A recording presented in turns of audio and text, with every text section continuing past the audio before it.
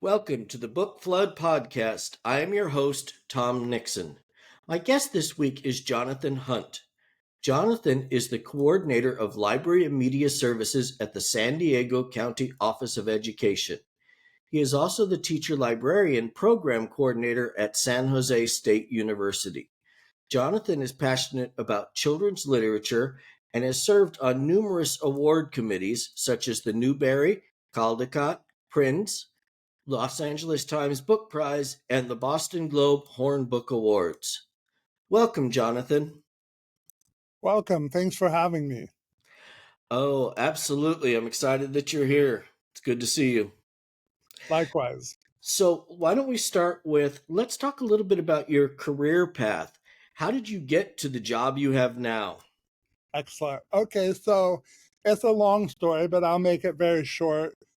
In college, it took me a while to figure out what I wanted to do. And by the time I decided that I wanted to go to graduate school for history, it was a little bit too late. And my choices were limited, and I was a snob. So I didn't get accepted into any of the schools that I wanted. And so I went home and I took a job as a paraprofessional. And I recalibrated and thought, well, maybe I can teach history in high school, right? Because I'm working for a school system. And so that was my plan because I was working in a high school setting.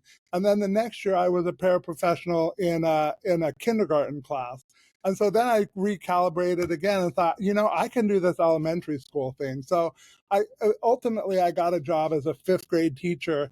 And it took me back to my fondest memories of elementary school were when my teachers read aloud books to us. Like we'd come in from recess, we'd put our heads on the desk and they would read a story. And so I went back and read some of my childhood favorites. And then I started reading like lists of award winners, like the Newberry medal list, kind of became a big reading list for me. And as I caught up, I started reading books that were published before the awards were announced. And I came to the shocking conclusion that they were picking the wrong books and that something needed to be done about this and that I was the person to do something about it, which was a weird situation to be in as a teacher, right? Knowing that this is a librarian award. But I had a great independent children's bookstore. I had a connection. I had people that were connected in my orbit. And with their support, I joined the American Library Association as a classroom teacher. And I thought, I'm just going to volunteer and I'm going to try it for several years. And if it works out, great.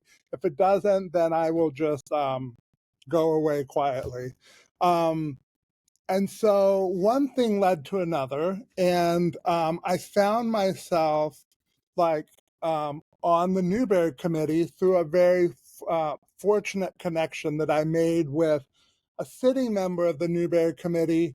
I developed a friendship with her, and her college roommate made the appointments. So it was my very first committee for ALS, the Association of Library Services to Children. And so that kind of snowballed. One thing led to another. But I was still a classroom teacher when I started the Newberry, and then I transitioned to a school librarian for the second half of that, calendar year. I became a teacher librarian in Modesto City Schools. And I was in Modesto City Schools working very happily as a school librarian and elementary school librarian, which is like a rare, almost extinct breed. And the union came to us and said, we can save your jobs this year, but all bets are off next year. Well, I'd already gone back into the classroom during the Great Recession, and I didn't need to have that experience again. So I looked around, I found a couple of jobs down here in Southern California. My wife preferred San Diego, so I interviewed in San Diego for a position that was basically supporting the local school districts down here. And so that's where I've been for the last 11 years, is right here in San Diego, supporting those school districts. I am so with your wife. I had the pleasure of spending some time in San Diego many years ago for half a year or more, and it's a wonderful place. It is. And my other choice was San Bernardino, but that was more of an itinerant, meaning it was the same situation. They have 5 school districts that were purchasing a day of librarian time. So the librarian basically had, spent a different day in each district. So what's a day like for a library media services coordinator in San Diego? Varied, very extremely varied. I have I so there are 42 local school districts here, and we have about 7 of them. We have about, yeah, I want to say, no, we have about 5 or 6 of them that hire a teacher librarian in one way, shape, or form. We have another couple that are that have a joint use facility, meaning it's a single school located right next to the public library. So the public library serves as their de facto school library. And then everybody else has a contract with me, where I'm basically like a consulting librarian. So I will provide professional development opportunities throughout the year. We have done different formats. We've had speakers come in and present all day. We've had little conferences with keynotes and breakout sessions. We've had virtual things, especially during the pandemic. I'm broadcasting live from the Learning Resources Display Center, which houses the textbooks that have been adopted by the State Board of Education for grades kindergarten through 8th grade. So even when you get to my level, you can't get rid of the textbooks. It's always going to be part of your job. So that's another part of whole nother part of my job. We used to have an online portfolio of digital resources that that we managed and supported. With the rise of the state Compass resources. We're basically down to California Streaming, which is a streaming video program that we support. So that's a smaller portion of my job. We have an online class, that we provide for school library technicians. The acronym is IMRA, but it stands for Instructional Resource Media Associate. So that's a popular class. So my day is extremely varied, and I can do something very different from day to day and from hour to hour.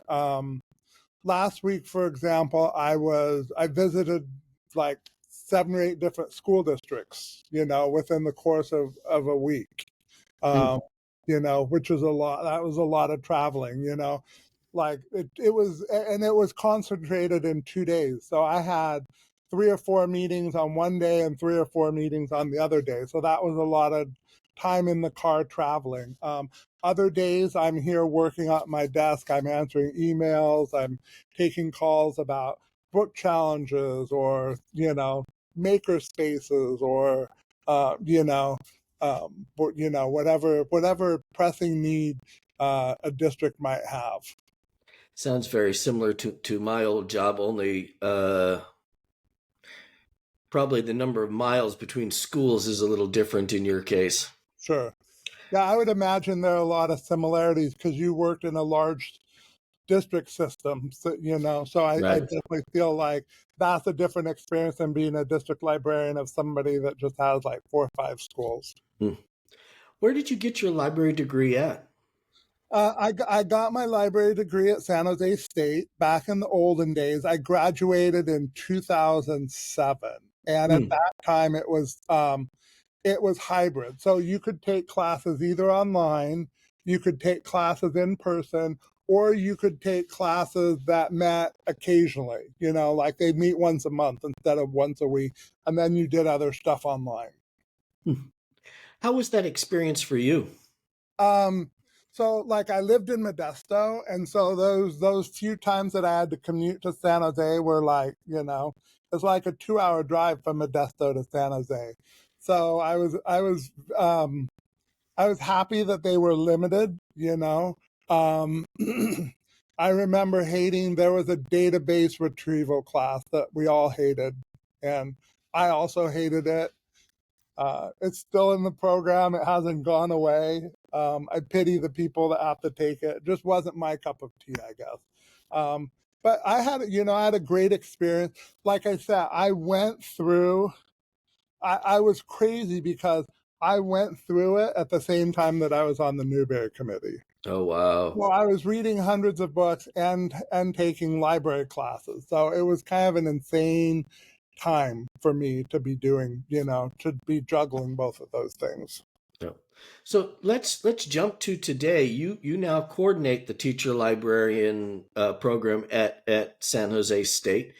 What is your hope for that student experience? What is it like for them? Is it 100% online now, and what does Yes, that it look is like? now. It's 100% online, and it's mostly asynchronous, which means that within a given week you will have things that you have to do, but you have flexibility about when you do them. Right, so it's not like an entirely self-paced experience. And there are a few exceptions. There are a few classes where the professor will have like mandatory meetings, but those are kind of announced on the syllabus, and they're few and far between. But all all of our classes are online, and it's certainly different. It's a different experience, um, teaching an online class and also taking an online class is certainly different. Right. So I think there are pros and cons of both situations.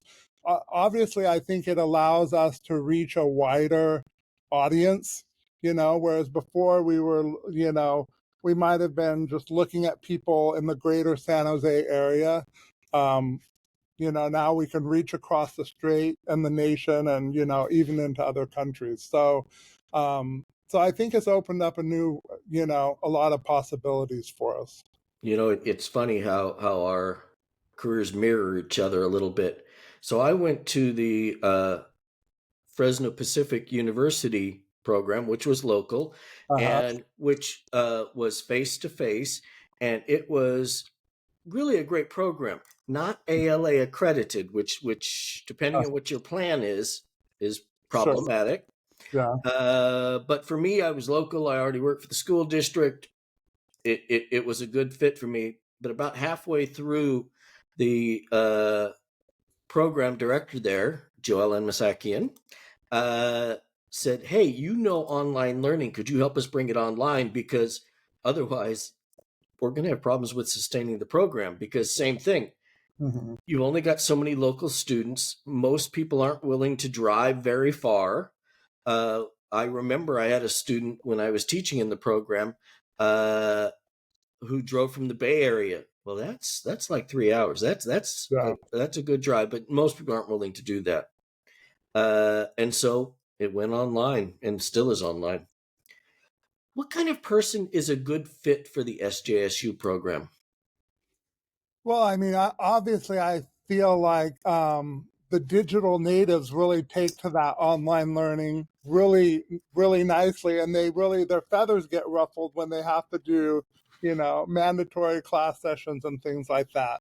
But I would like to think that um, you mentioned that we're ALA accredited, right? And so the thing that's nice about that is when you get our master's degree, it provides you like a nice entry point into an academic library or a public library if you ever decide to, like, if you've like, oh, I've had it with education, I need a fresh start, or I need a new change, or you have to move or something, then it's really nice that you've got that flexibility. So I think that we tend to attract a lot of students that love libraries and they love library work, but they might not necessarily be 100% convinced which path, if they want to do public libraries or if they want to do school libraries. Um, we also get people that know exactly what they want, right? Mm. They're on an emergency credential, they need it. But I would like to think that, and I love all three programs in California. I think are really good, and I know and respect the people, like Katie and why am I blanking on her name at Fresno County Office of Education? Maria, Maria. you know, yeah, and then Leslie and her successor at Cal State Long Beach, Gina Worsby, is really excellent. So I feel like everybody has a really really strong program, and I feel similarly about ours. Um, I think that we have a variety of elective classes beyond just the basic, teaching credential classes that could really attract a lot of students. Do you require a practicum or internship, certain number of hours? We do, but the best way to get around that, um, I- Here you go teaching people stuff. I The best know. way to get around it is Well, I mean, no, and this is the problem. The problem with this student teaching placement versus the one that we all did, right? We were fresh out of college, most of us, and they would say, go here for 3 weeks or go here for 6 weeks, and we had no choice but to do it. So the second time around, most of the people have full-time jobs, right? And right. so that makes it hard for them to just drop everything they're doing and go do that, right? I mean, we work with, I think we all do that, and our program included really has to work with people flexibly. The other thing that that's come up obviously is there are fewer and fewer elementary placements that are Right. available, right? And so you have to get really creative. But yes, we do require that field work, and it's really ensuring that they have a wide variety of experiences and then demonstrating that in a portfolio that they create. So if you are on an emergency credential, which is about half of our students, give or take, are on an emergency credential by the time they take that class, then you just have to do the portfolio. You Mm. don't have to worry about checking did you go to a staff meeting? Did you do this? Did you do that? You don't have to go down that checklist to ensure that you've had all the experiences because you're working full time, and you don't have to worry about that elementary secondary thing. You're in a job, you're in it, you just do the portfolio. So that would be my recommendation, but not everybody is in a situation where they can secure a job before they've graduated from the program. Certainly, I remember back in the day when I was doing my hours at Fresno Pacific, what they liked, they knew that they couldn't always get. What they'd liked is do some time at an elementary school, do some time at a middle school, do some time at a high school.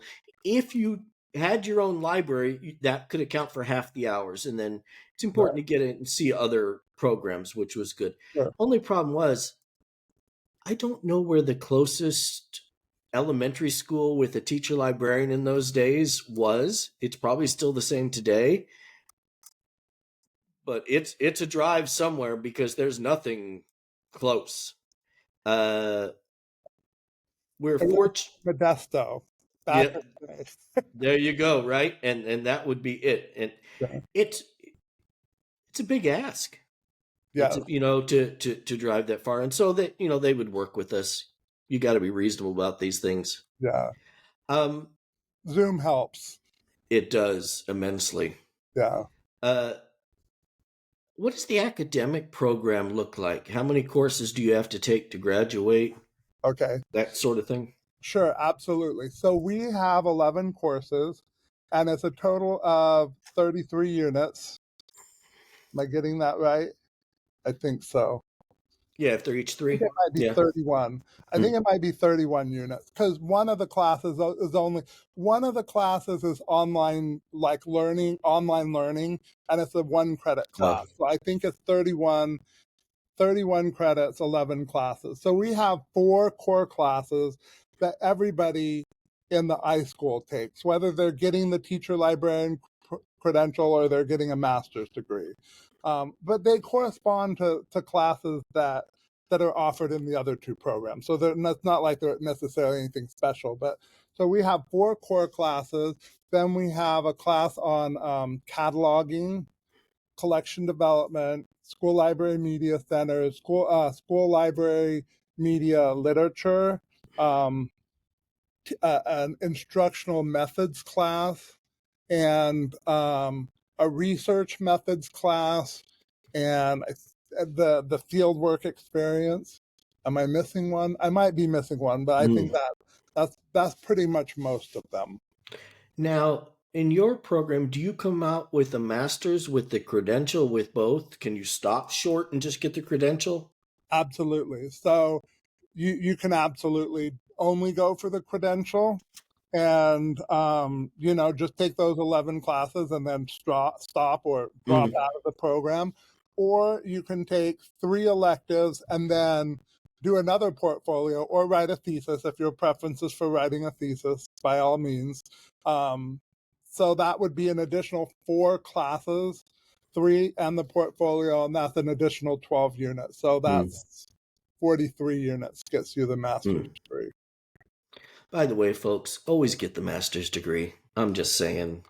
Well, and for us, because most of us have like salary schedules that are tied to getting certain units or a master's, some of you might get a stipend or you might get the doctoral stipend, but you need the master's to get to it just makes sense, I think, for most people to climb the salary schedule to get a master's of one kind or another. But I'm in agreement. The reason why people don't is a lot of times we'll get mid-career people that want to be a teacher librarian and they already come with one master's and they don't see the need to get a second master's.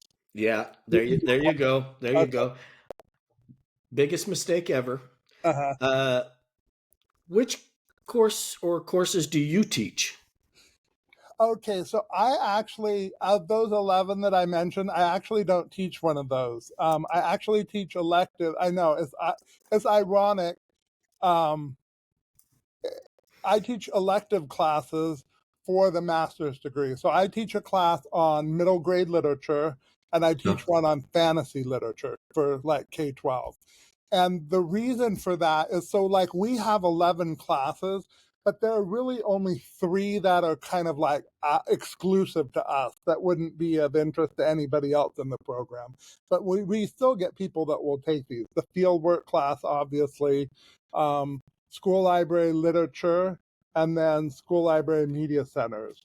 And so we have 2 full-time faculty and we have another adjunct, and then I'm the other adjunct. So hmm. the classes were already covered before I came on board. So I anticipate that at some point in the future, when some classes or some space opens up, then there might be an opportunity for me to do that. We're currently thinking about possibly adding a special class authorization Mm.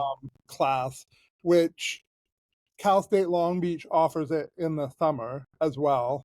And then I think it's woven into the program at Fresno Pacific. So if you go I through think their it is now. program, you don't have to take a standalone class in order to do it. You just go through the program and then you have the special class authorization embedded. What is the typical length of time to complete the program there? So most students for the credential, most students, because they're working full time, will take about 2 classes, give or take, and so it takes about 2 years, and then we have a summer session that's 10 weeks long instead of the regular 15 weeks long. So it's abbreviated. So typically if you're taking, classes in each of those 3 sessions and you're taking an average of about 2, then that takes you about 2 years to complete that. I've had a student that did it in 1 year. But Wow. they loaded up and took 4, and 3, in successive semesters or sessions. So that's kind of an extreme example. I wouldn't recommend that. But this person was super motivated to get it done in a very short time so that she could compete for positions that were coming available in her No, district. So smart.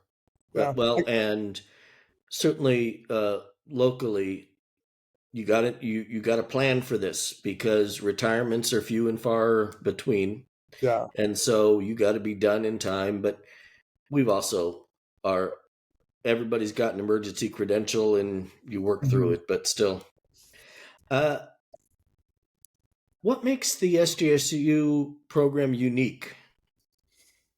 Well, I think the biggest thing, and the one I've already talked about, is it is ALA accredited. And I think that that's kind of seen like in the library world, that's a big deal, right? Right. Um, that's like having that's like the admin credential of the library world. So the thing that's really funny that I think is a little bit ironic is like a lot of times as teacher librarians, we're very proprietary about the word librarian. Like we're the librarians and the technicians or the assistants or the aides are not librarians, right? They're those other things, right?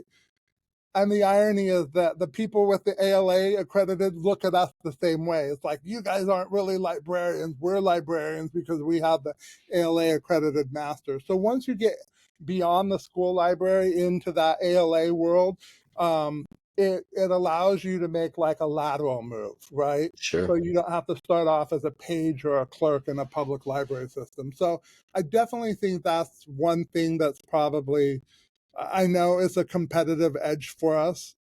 Definitely, that's probably a really strong element that appeals. Hmm. So, what is a book or a series of books from your childhood that still resonates with you today? Um, I am going to say, so I'm a fantasy reader. I kind of tipped my hand by saying that I teach a fantasy class. And if you were like me, your experiences were never validated in school at any step of the way. You never read fantasy novels in your English lit class in high school. And so even in college, you don't get a lot of it, right? You dabble in it. So to have a class devoted only to fantasy is kind of like coming full circle to me. But like one of the things that I remember getting into was the Chronicles of Narnia in third grade. My Mm. teacher, my third grade teacher, brought in this big clunky VCR and put The Lion, the Witch, and the Wardrobe, like an old cartoon version, and I was hooked. I went through that series, and then in fourth grade, my teacher read aloud the Book of Three. So then Mm. I had to read that whole series. And then in fifth grade, I saw another cartoon version of The Hobbit. So I read The Lord of the Rings and The Hobbit in fifth grade. And then in sixth grade, I was browsing the shelves, and I was not the kid that asked the librarian for any help. I was like, I know what I want, I know what I'm looking for. So I had a method of just like looking at the spines and like, a fantasy title, you could kind of tell if something was kind of a little bit fantasy or adventure or whatever. So I came across this book that was called The Gray King, Mm. and by Susan Cooper. And so I read it, and I went back and I read everything out of order, The Dark is Rising and everything. And that one made a really big. That's kind of like those are my magical four series in third, fourth, fifth, and sixth. And then I feel like you know, I feel like I was moved on to other things, obviously, of course, but those all I have really strong reading memories attached to all of those. And kind of ironically, one of the committees that I was on is the Edwards Committee, which is a lifetime achievement for young adults. And we chose Susan Cooper, which is a little bit of a surprise because we think of her probably more as a children's author than a YA author, Mm. unless we realize that 12 through 14 are young adults as well. So I actually got the chance to meet her, and I cannot tell you how intimidating it was because when I was a kid, like those people like Lloyd Alexander and JR, those were like demigods to me. They weren't real people. They were like these magical beings that created these stories. And so I had actually even run into Susan Cooper at a conference type thing and ridden in the elevator with her and her then husband Hume Cronin. I couldn't bring myself to say anything. I was just a wallflower in the elevator there, just because it was just so intimidating. So it was a kind of a special treat to be on that Edwards committee that recognized her. We got to have lunch with her. She gave a wonderful speech and everything. So yeah, so those are some. You asked for one, and I gave you four. No, Sorry. it's all good. It's a librarian thing, people. It Okay. just is. We just go on. Yep. Okay. What are you reading now? Well, I have it. I review for the Horn Book, and this is the book don't tell anybody, but I'm reviewing this and I'm late with my review because I'm Uh-oh. reading it. But it's a Neil Shusterman. It's called All Better Now, I think, and it's over 500 pages. So I have an excuse for not being quite finished with it and having my review. I think it was supposed to be in yesterday, but I have to check. This is fabulous. I think it's his best book since the Scythe, Arc of the Scythe trilogy. Yeah, so I'm loving this, but I am a fantasy reader, so I'm probably partial. One that I just finished that I am also writing a review on is Candy Fleming's new book called Death in the Jungle about Jim Jones and Jonestown. I think it's probably her best one yet. Really, really good. She's just kind of gone down a dark rabbit hole with Murder Among Friends, and then this one is even worse. Yeah, so this one's really powerful. This one is out this month. It may have already come out. That's February 2025, and this is in April. So, Well, I want to thank you so much for being on the podcast. For our listeners, please like, subscribe, and share wherever you listen to us at. We are at the bookfloodpodcast.com website. We're on YouTube and all your podcasting platforms. Again, Jonathan, thank you for being with us. thank you.